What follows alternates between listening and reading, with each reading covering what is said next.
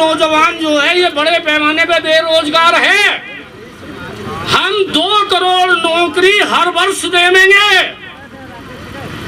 तो मैंने कहा किसी नौजवान को नौकरी मिली? बोले जी नहीं मिली। तीसरा नंबर नोटबंदी। रात के 12 बजे अचानक जैसे कोई पिक्चर का हीरो आता है और कुछ घोषणा करता है, मोदी जी ने घोषणा की 8 नवंबर 1916 को कि 2000 का और 500 का नोट बंद। क्या कहा था? 50 दिन का समय दे दो, अगर किसी को कोई संकट रह जाए तो चौराहे पे खड़ा करके गोली मार देना। लेकिन उस नोटबंदी का असर हमारे देश में, हमारे समाज में आज तक है। उस नोटबंदी की समय बैंकों में खड़ा होकर 150 लोगों की देश के अंदर मौत हो गई। अगर शर्म होती मोदी को तो खुद पद से इस्तीफा दे देना चाहिए था। लेकिन क्योंकि जहां 100 बेशरम पैदा हुए हों और जहां 100 झूठे पैदा हुए हों, वहां तो हमारे प्रधानमंत्री जी ने लेट लगाई है, तो उन्हें क्या गम। दोस्तों, मनारी का नाम आपने सुना होगा। मनारी 2 तरह के हैं। एक तो वो मनारी हैं जो बाजार में मजमा लगा के सांप दिखा के मंजन बेचते हैं,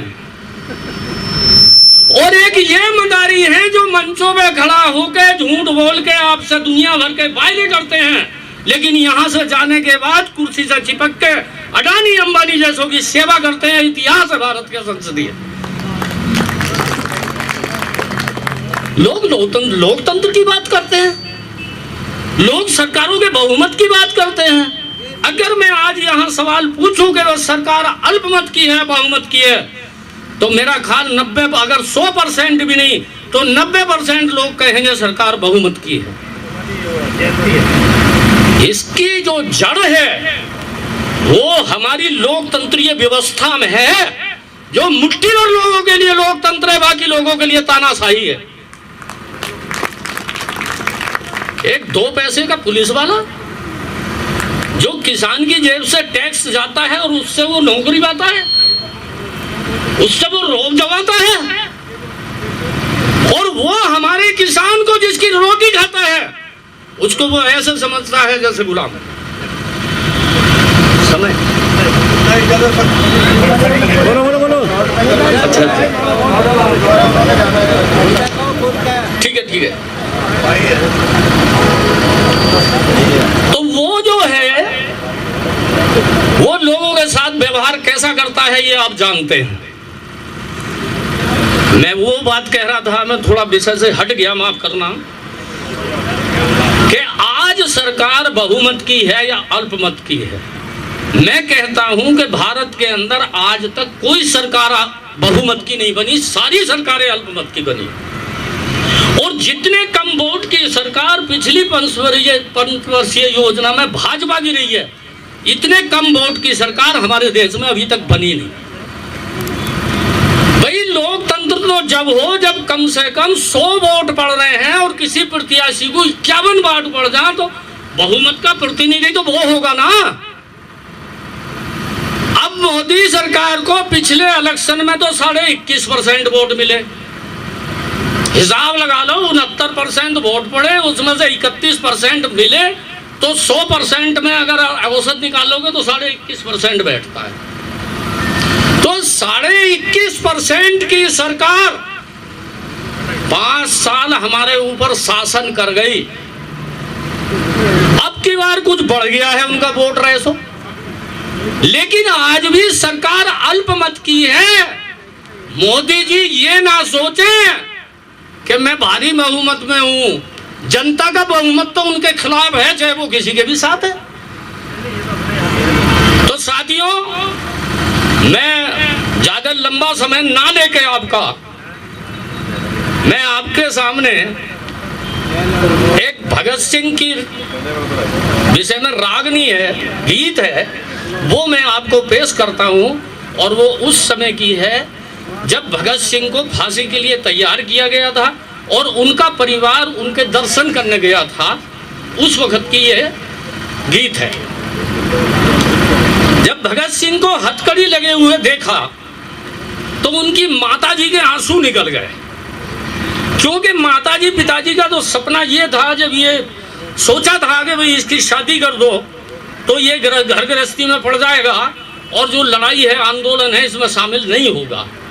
लेकिन भगत सिंह अपने घर से चले गए और जाकर चिट्ठी लिखी कि मेरी सगाई जो है वो आज़ादी के साथ हो चुकी है और जब तक मुल्क की जनता आज़ाद नहीं होगी मैं शादी नहीं करूँगा। तो उस वक़्त भगत सिंह अपनी माँ को समझाते हैं, अरे रोने की ना बात मात तू, रोने की ना बात मात तू, गीत खुशी के गाले राजगुरु सुखदेव खड़े हैं, राजगुरु सुखदेव खड़े हैं, हंसी खुशी से ब्याले। उस वक़्त हिंदुस्तान पाकिस्तान का बंटवारा नहीं हुआ था, दोनों मुल्कों की 40 करोड़ जनता थी। तो भगत सिंह क्या कहते हैं, 40 करोड़ की माँ कहलावे, एक पूत के खोने में, तेरे बेपूत का नाम हो जा दुनिया के कोने कोने में। घाव जिगर का भरता कोई ना, घाव जिगर का भरता कोई ना, आंसू से मुंह धोने में, कायरता का टीका लग जा माँ तेरे यूं रोने में। आजादी संग हुई सगाई, आजादी संग हुई सगाई, मन को यूं समझा ले, राजगुरु सुखदेव खड़े हैं, हंसी खुशी से ब्याले। और क्या कहते हैं, रोने का नहीं वक्त माती है, घड़ी नाचे और गाने की, मन की हसरत पूरी कर ले, न रह जा बात उलाने की। गया वक्त फिर नहीं मिलता ये, घड़ी हाथ न आने की, मन की खुशियाँ पूरी कर ले, न रह जा बात उलाने की। आजादी संग बयान चला, आजादी संग बयान चला, बेटे को खूब सजा ले, राजगुरु सुखदेव भगत सिंह सजे खड़े हैं ब्याले। इससे आगे क्या कहते हैं भगत सिंह, न्यायाधीश ने लगन लिखा जो, न्यायाधीश ने लगन लिखा जो, काले टोपे वाला, न्यायाधीश ने लगन लिखा जो, गोरा टोपे वाला, कंगने की जगह हाथ पड़ा माँ, देख लोहे का ताला।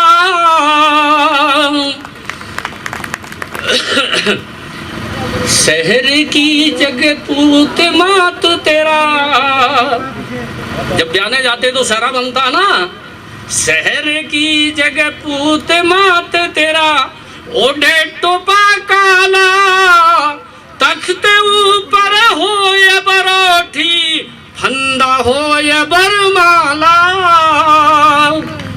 और क्या, जो पुलिस खड़ी थी, भगत सिंह कहते हैं, आगे आगे चले सिपाही,